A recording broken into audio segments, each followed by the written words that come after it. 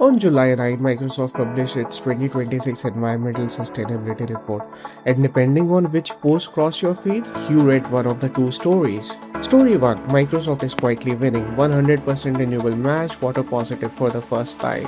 45 million tons of carbon removal contract. Story 2: Microsoft emissions just jumped 25% in a single year to 20.3 million tons, the highest total the company has ever reported.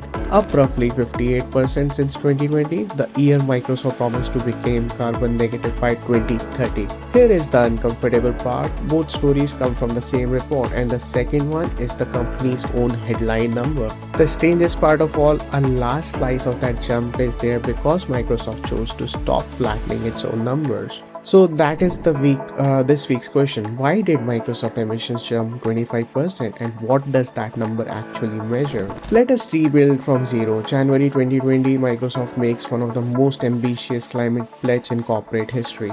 Carbon negative by 2030. Meaning by 2030, the company removes more carbon from the atmosphere than it emits across its entire value chain. And by 2050, it removes the equivalent of every ton it has emitted since it was founded back in 1975. The baseline for this pledge is fiscal year 2020, around 12.9 million tons. Then the world changed. Generative AI arrived, the infrastructure race began, and Microsoft became one of the biggest builders. You can see the race in one number. Electricity in fiscal 2020, Microsoft consumed 10.8 terawatt hours. In fiscal 2025, 37 terawatt hours. This is nearly 3.5 times more power in 5 years. Last year alone, consumption grew by 24%.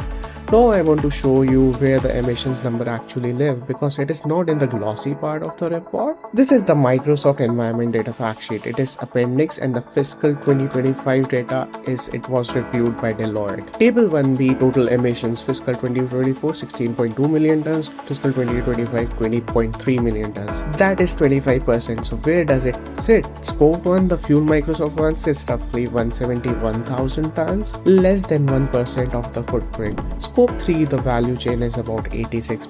17.4 million tons, that is the concrete, the steel, the servers, the chips and the devices. The physical act of building data centers, and Microsoft is not alone here. Amazon reported 16% rise for last year. Google reported 18%. So far, this read like a familiar story.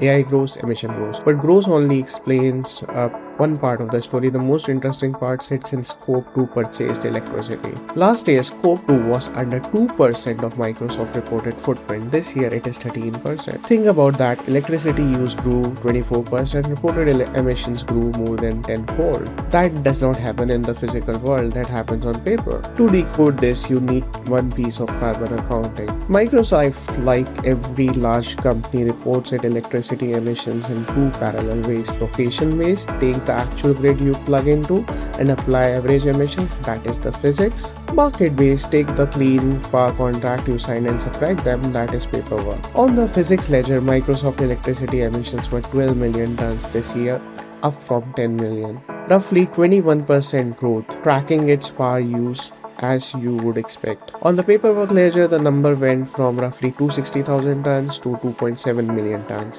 more than 10 times higher. Same company, same electrons. Why?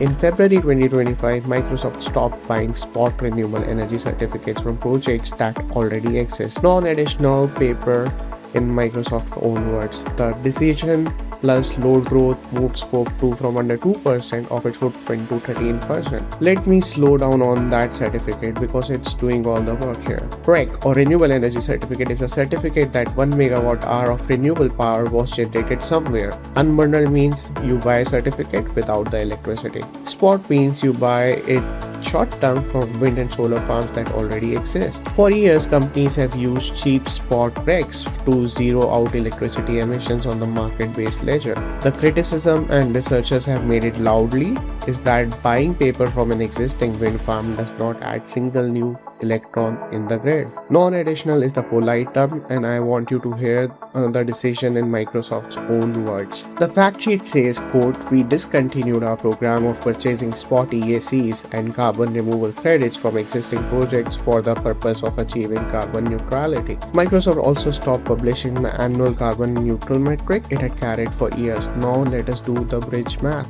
The total jumps in 4.1 million tons. Scope 3, the building boom, contributed 1.6 million. Scope 1 and 2 contributed 2.5 million. And within that, roughly 2.4 million tons sit in Scope 2, where the REC decision and the load growth are tangled together. Here's my rough counterfactual. I will label it exactly that. Had Microsoft kept buying spot RECs the way it used to, this year headline number would have been an increase of roughly 10%, not 25. So 25% is measuring two things at once: real physical growth and confession made voluntarily in public. Now the pushback, and it deserves a floor. A critic would say, do not hand out medals for the honesty. Carbon Market Watch has made this style of argument about corporate claims for years, and they have a point. 3 points in fact. First, physics still move the wrong way. On the location-based ledger, the one with no paper in it, electricity emissions rose by 21%. Second, the target is absolute. Carbon negative by 2030 means by 2030 removals exceed emissions. Microsoft now sits roughly 58% above its own baseline with 4 years to go. The removal side is real, but it is young. This year, Microsoft contracted more than 45 million tons of carbon removal across 29 projects and 10 different pathways. But contracted is not delivered. These tons arrive over next 3 decades, not by 2030. Third, the recent signals point both ways. In April, the New York Times reported that Microsoft was pausing future carbon removal purchases. The company says no projects have been cancelled. In May, Bloomberg reported that around-the-clock carbon-free electricity pledge is under review. And in June, Microsoft signed a 20-year agreement with Chevron for a 2.67 gigawatt natural gas plant in Texas, dedicated to its data centers. Gas for 2 decades sitting next to carbon negative pledge. That tension is real. I am not going to explain it. Why? Here's my read, and it is a read, not a fact. The REC pause is the most consequential line in this report and is the right call. Much of corporate market still leans on spot certificates. When the market most watched buyer walks away and calls them non-additional, the bar rises for everyone's scope to claim. The curve bends when 40 gigawatts of contracted renewables, 19 of them online today, and the removal portfolio start overturning the build out. On the current numbers, they are not overturning it. One disclosure before we close: Climate Decode assesses carbon removal projects and advises buyers in these markets, including some of the pathways named in this episode. So, did Microsoft emissions drop? No, they rose 20% to 20.3 million tons, the highest total the company has ever reported. But that jump is two stories fused into one number. Roughly 10 points of it is the AI build out. The rest is Microsoft deleting that paper that made it electricity looks clean and letting the ledger show it. If your operation by RECs, offsets or clean power, this is your signal. The market's most watched buyer just decided that non-additional paper is not worth reporting. Additionality tests are tightening everywhere. My advice: price that in before your auditor does, and